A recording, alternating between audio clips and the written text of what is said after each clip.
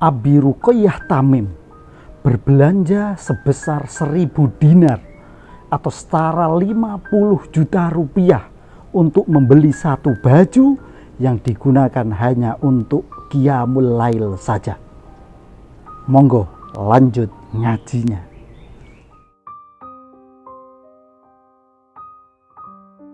Assalamualaikum warahmatullahi wabarakatuh. Bismillah, alhamdulillah, wassalatu wassalamu ala rasulillah wa ala alihi wa sahbihi wa mawalah. La hawla wa la quwata illa billah. Amma ba'dah. Sedulur sedaya rahimakumullah, semoga kita semuanya senantiasa diberikan kesehatan zahiran wa batinan, selalu diberikan rizki yang halal, barokah, manfaat dunia akhirat. Allahumma amin. Dan semoga channel ini benar-benar bisa memberikan manfaat bagi sedulur sedoyo. Oleh karena itu jangan lupa subscribe, like, komen, dan share supaya manfaatnya jauh lebih besar dan sedulur sedoyo bisa menjadi lantaran kebaikan bagi banyak orang. Allahumma amin.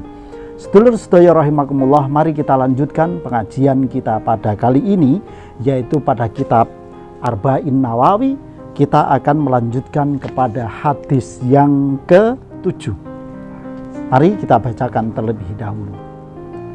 Bismillahirrahmanirrahim. Qala musannifur rahimahullahu ta'ala wa nafa'ana bihi wa bi'ulumi fidaraini amin ya rabbal alamin. Bismillahirrahmanirrahim. Al hadisus sabi'u utawi hadis kang kaping 7. Ngan Abi Ruqayyah Tamibni Ausin, saking Abi Ruqayyah Tamim bin Aus ad-Dari, anna nabiyya sadune Kanjeng Nabi Muhammad sallallahu alaihi wasallam iku qala dawuh, ad-dinu utawi pokoke agama iku an-nasihatu, agawe becik. Kulna padha matur kita, liman dumateng sinten? Qala dawuh sapa Kanjeng Nabi, lillahi marang Allah, wali kitabi lan maring kitabe Allah, wali rasulihi lan maring utusane Allah, wali a'immatil muslimina lan maring pimpinan-pimpinan muslim kabeh, wa ammatihim lan ngumume wong Islam kabeh. Rawahu Muslim. Sedulur sedaya rahimakumullah. Nah, pada hadis yang ke-7 ini disampaikan tentang masalah pokok agama. Ad-dinu an-nasihah, ya. Agama adalah nasihat. Nah, walaupun nasihat dalam hal ini bukan nasihat atau nasihat dalam bahasa Indonesia, tetapi dalam bahasa Arab. Namun sedulur sedoyo, sebelum kita membahas lebih detail, saya sedikit ingin menceritakan tentang perawi hadis ini, yaitu sahabat Abi Ruqayyah Tamim. Ya, beliau cukup istimewa. Nah, karena ada satu kisah yang cukup unik dan luar biasa dari beliau. Beliau memang bukan termasuk sahabat-sahabat yang awal masuk Islam, tetapi beliau termasuk sahabat yang memiliki jiwa juang yang sangat luar biasa terhadap agama ini. Apa? Yang pertama, ada satu cerita tentang Abi Ruqayyah ini. Beliau pernah membelanjakan satu baju senilai sekitar 1.000 dinar, atau kalau sekarang sekitar 50 juta hanya untuk satu baju.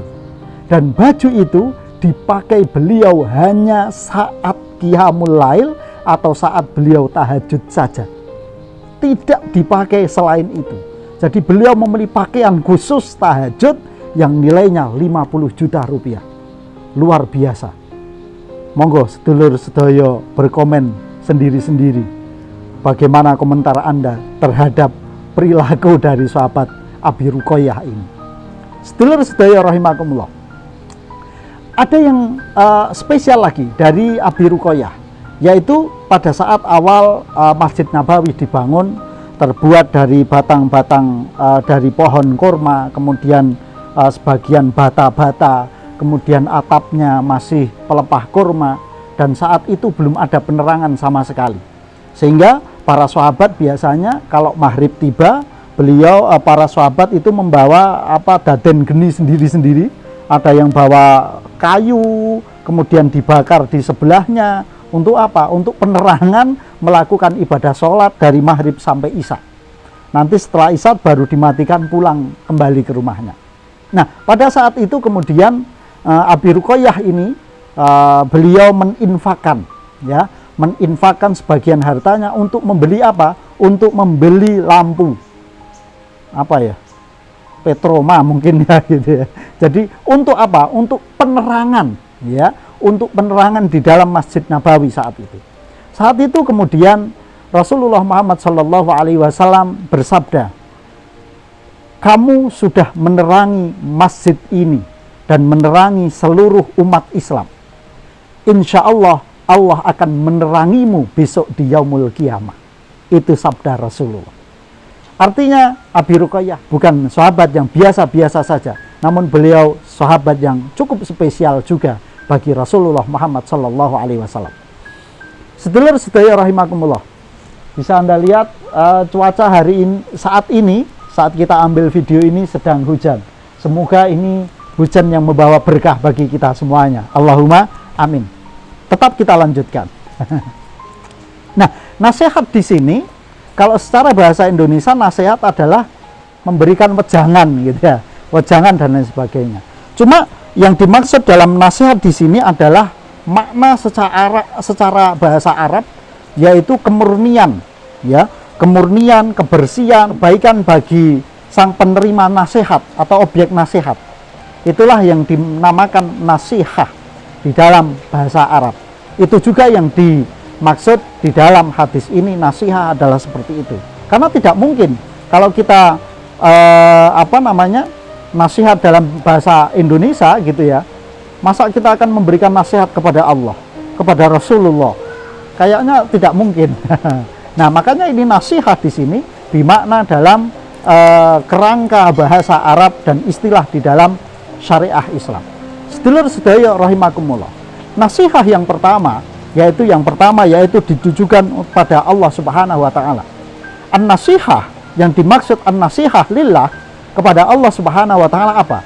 Bahwa kita semuanya harus beriman dengan sebenar-benar iman dan sebenar-benar ketulusan, keikhlasan kepada Allah Subhanahu wa taala. Artinya apa? Kita harus memurnikan setiap ibadah kita kepada Allah, benar-benar kita murnikan. Tujuannya hanya satu, yaitu lillahi ta'ala. Jangan sampai ada lilwah di dalam diri kita ketika kita menjalankan ibadah kepada Allah Subhanahu wa ta'ala. Itu yang pertama. Yang kedua, li kitabihi, yaitu kepada kitab Allah.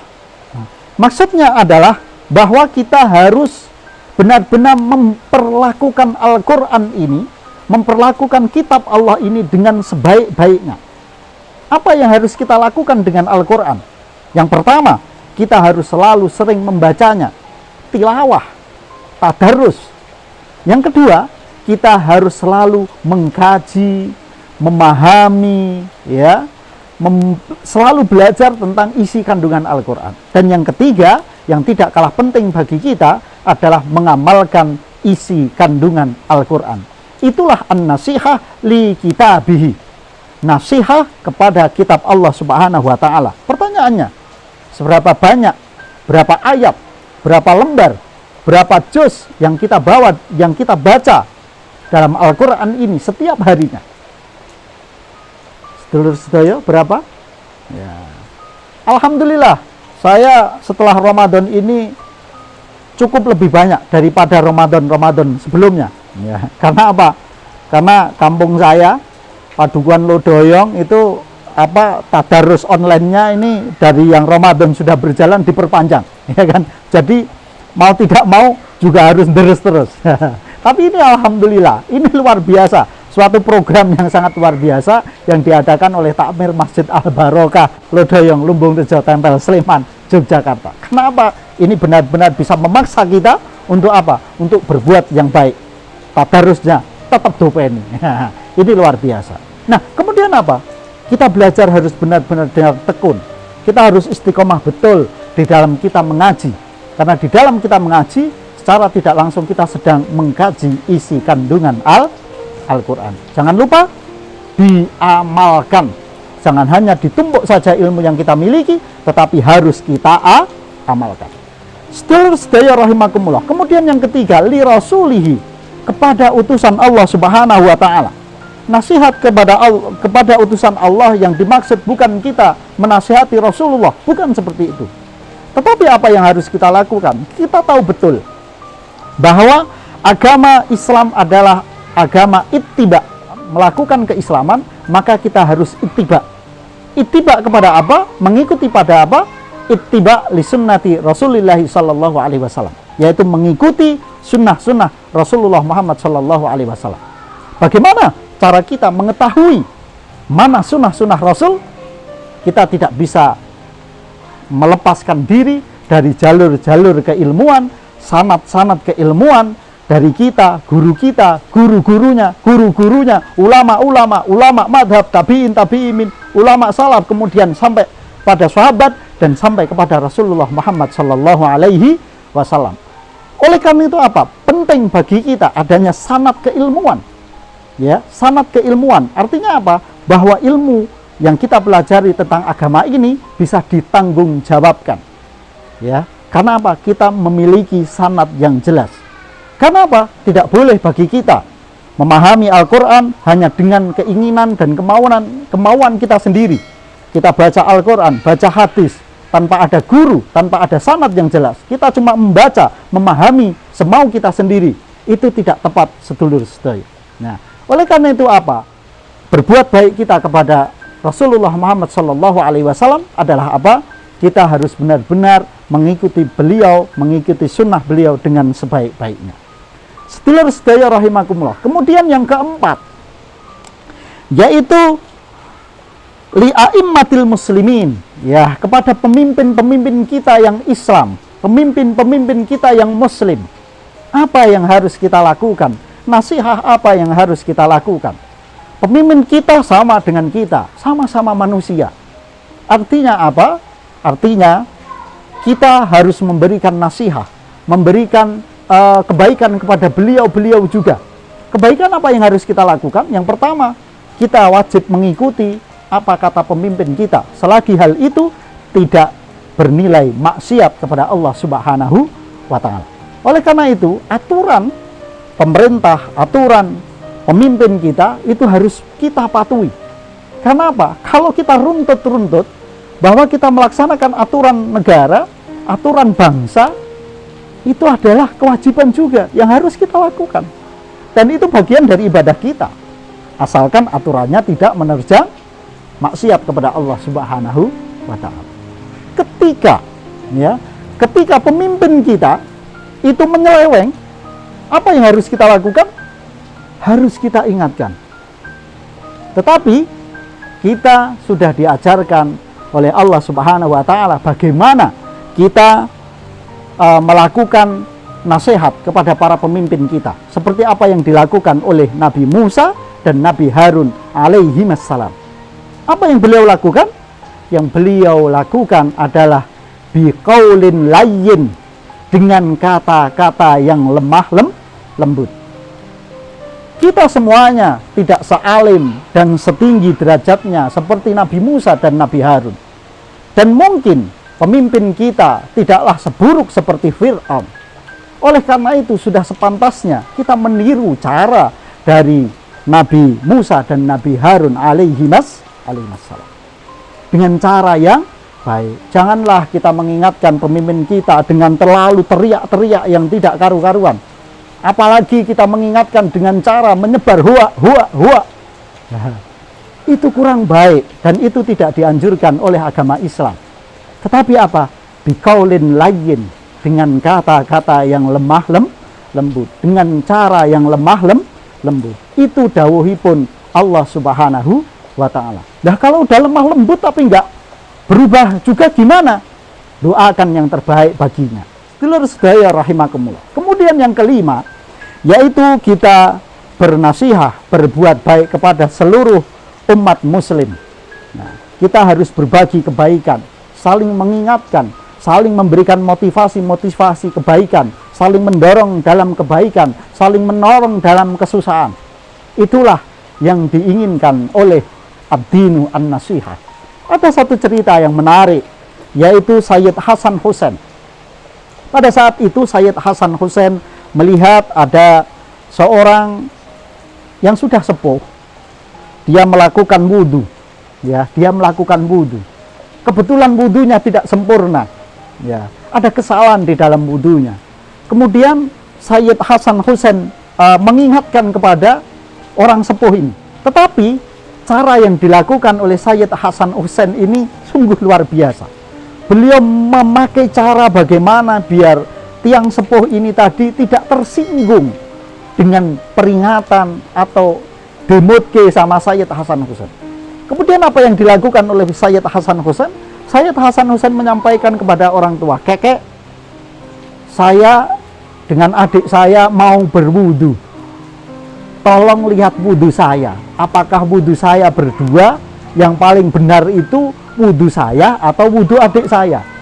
Nah, kemudian Sayyid Hasan Hussein berdua berwudhu. Setelah berwudhu berdua, terus Sayyid Hasan Hussein bertanya, "Bagaimana kakek, wudhu saya dengan adik saya lebih baik mana?" Kemudian sang kakek menjawab, "Wudhuku tidak jauh lebih baik daripada wudhu kalian berdua." Sungguh luar biasa. Sayyid Hasan Hussein memperingatkan seorang kakek tanpa melukai hatinya. Sedulur sedaya rahimakumullah, itulah an-nasihah, ad-dinu an-nasihah. Jadi ketika kita memberikan nasihat kepada orang lain, jangan kita memiliki banyak keinginan dan banyak tujuan yang macam-macam. Tujuan kita cukup satu saja, yaitu apa? Berbagi kebaikan. Berbagi kebaikan. Insya Allah dengan tujuan satu itu, ketika orang mengikuti, kita akan bersyukur kepada Allah Subhanahu wa Ta'ala dan tidak akan menjadikan kita terlalu bangga diri. Ketika yang kita ajak tidak mengikuti kita, kita pun tidak akan terlalu sakit hati. Itulah ad-dinu an-nasihah. Semoga kita semuanya dimudahkan oleh Allah Subhanahu wa Ta'ala bisa menekankan an-nasihah di dalam kehidupan beragama kita. Allahumma amin. Demikian dari saya. Wal afu minkum. Wassalamualaikum warahmatullahi wabarakatuh.